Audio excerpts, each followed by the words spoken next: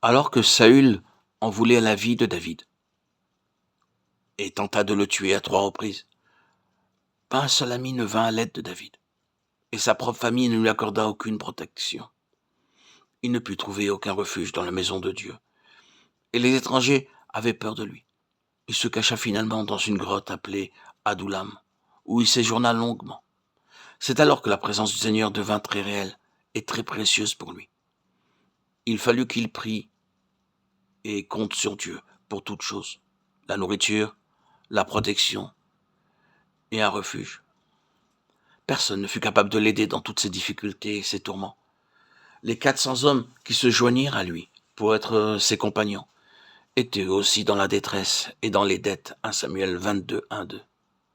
Ils étaient encerclés par l'armée de Saül, sans ressources, et ne pouvaient sortir de la caverne pour obtenir de la nourriture. Pourtant le Seigneur les aida. Vous constatez ainsi qu'à travers toutes nos détresses, nos afflictions et nos épreuves, nous sommes attirés dans son intimité. Nous pouvons mettre à l'épreuve sa fidélité en toutes circonstances, alors qu'il n'y a personne pour nous venir en aide. Dans Psaume 18, 19, 20, nous lisons que David fut emmené en un lieu large et opulent. Ainsi donc, pour que nous fassions la même expérience du point de vue spirituel, le Seigneur nous fera passer par des feux d'affinage et des épreuves douloureuses. Au début de notre vie spirituelle, Dieu nous épargne de telles circonstances. Mais après que nous avons grandi, il permet que nous soyons affligés. Aucune tentation ne vous est survenue qui n'ait été une tentation humaine, et Dieu est fidèle, qui ne permettra pas que vous soyez tentés au-delà de ce que vous pouvez supporter. Mais avec la tentation, il fera aussi l'issue, afin que vous puissiez la supporter. 1 Corinthiens 10, 13. Pour certains d'entre nous, ces épreuves se manifestent à un âge précoce, d'autres les affrontent plus tard. Mais le fait est qu'elles ne peuvent manquer de survenir. Dieu sait exactement à quel moment nous sommes capables de les supporter et nous fera traverser la fournaise des épreuves de la manière qu'il aura arrêté dans sa souveraineté.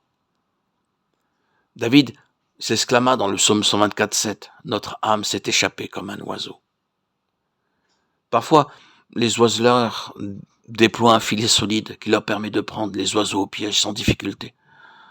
Toutefois, lorsqu'un vent fort ou une tempête se lève, il arrive que le filet se rompe ou qu'il se déchire s'il accroche une épine. C'est alors que 2 ou 3 oiseaux s'échappent. De la même manière, l'ennemi nous dresse des embûches, que nous passions par une grande tentation, que nous soyons sur le point d'être mis en pièces par l'ennemi, que tous les espoirs soient déçus, que nous soyons dans la fournaise des épreuves. Le Seigneur arrive à la rescousse juste à temps et nous amène en un lieu large et opulent